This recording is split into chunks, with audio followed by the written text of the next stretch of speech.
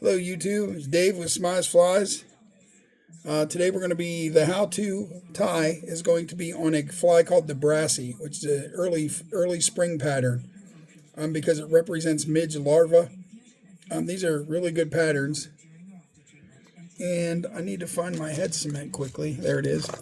I'm going to put a little head cement down on my hook lightly because I was running into trouble with it spinning on me a little bit ago here. So we're just going to make sure that that's not an issue by putting the glue down and not letting it dry too much before I start putting my thread on. But my thread will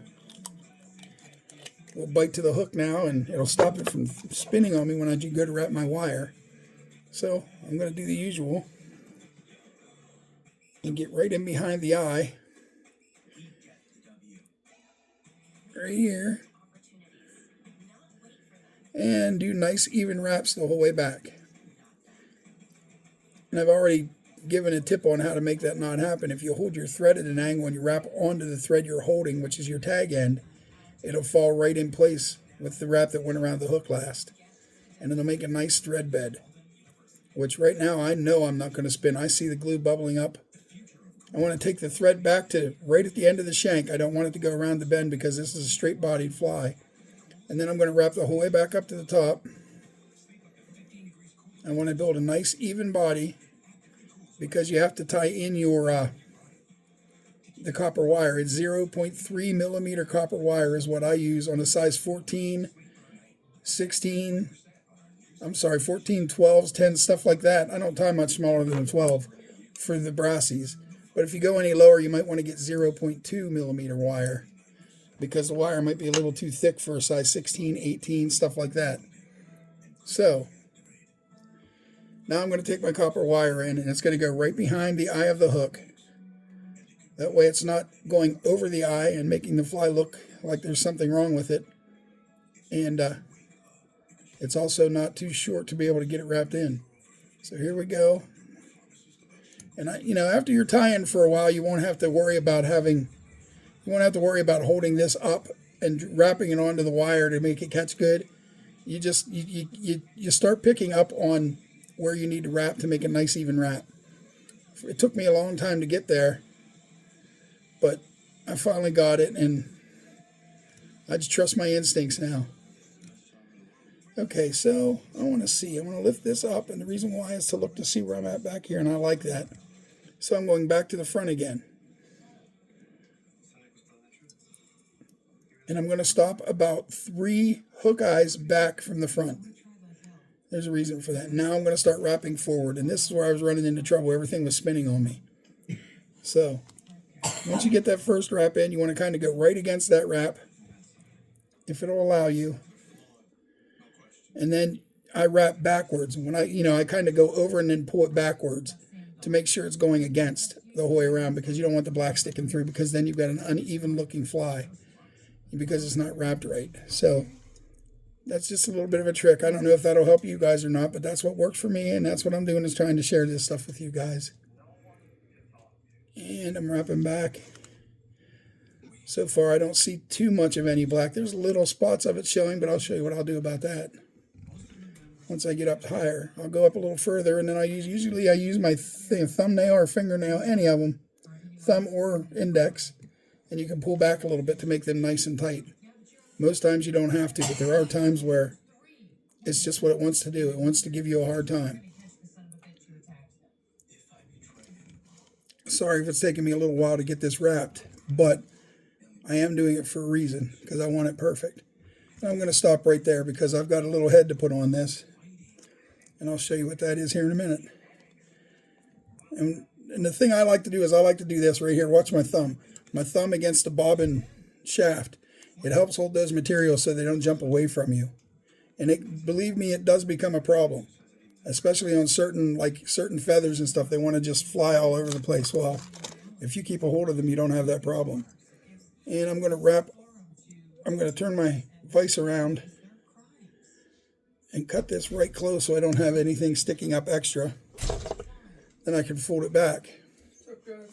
And I'm going to grab probably 2 strands of peacock curl.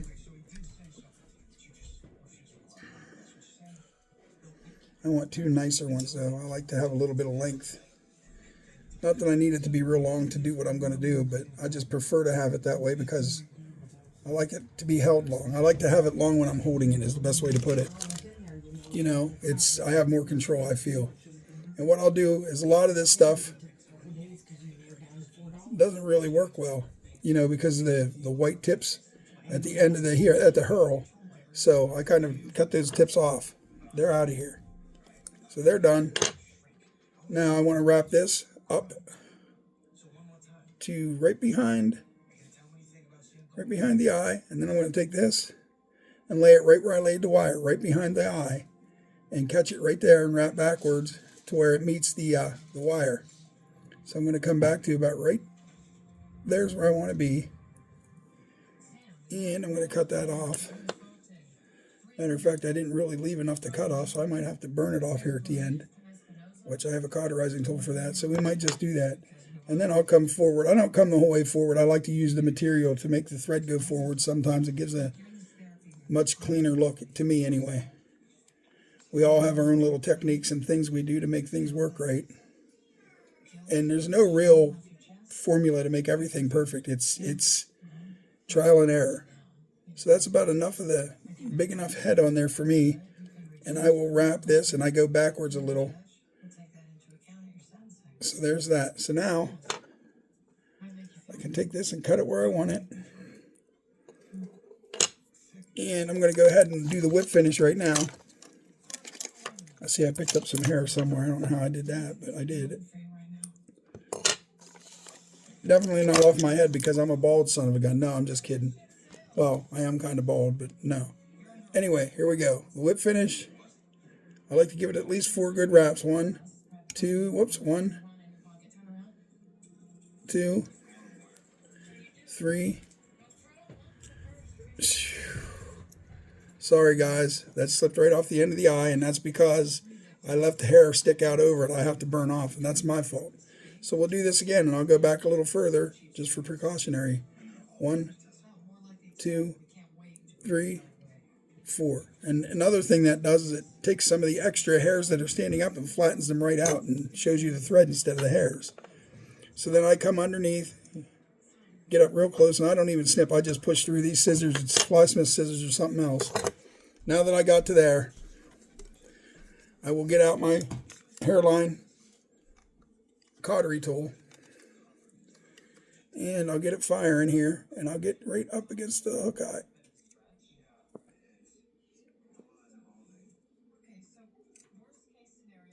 You probably see all that smoke going. That is literally the hairs that were sticking over the eye. I don't want to give a fly to a fisherman and have him have to fight to get his tippet through. And there you have it. I'm not quite finished, but we're darn near there. I'm going to use a dab of this Umpqua tires glue. Head cement is what they call it. And this stuff here, you don't have to be afraid to use it a little heavier because it'll soak right into the thread. And it'll really make a nice hold for the head. You won't have it won't fall apart on you. And as usual, guys, as soon as I get my tweezers, wherever they may be, I will take the hook, the fly out of the jaws and stick it in here and give you an up close of what a brassy looks like. And, you know, that stuff. Well, maybe not. Maybe I just dropped it. I did. These tweezers aren't quite as strong as I thought they were. That's terrible. But I will make the best of it, as I do with everything else. Okay, so here we go. I'm going to put it on the corner because I know that'll hold it. There it is. There's a brassy.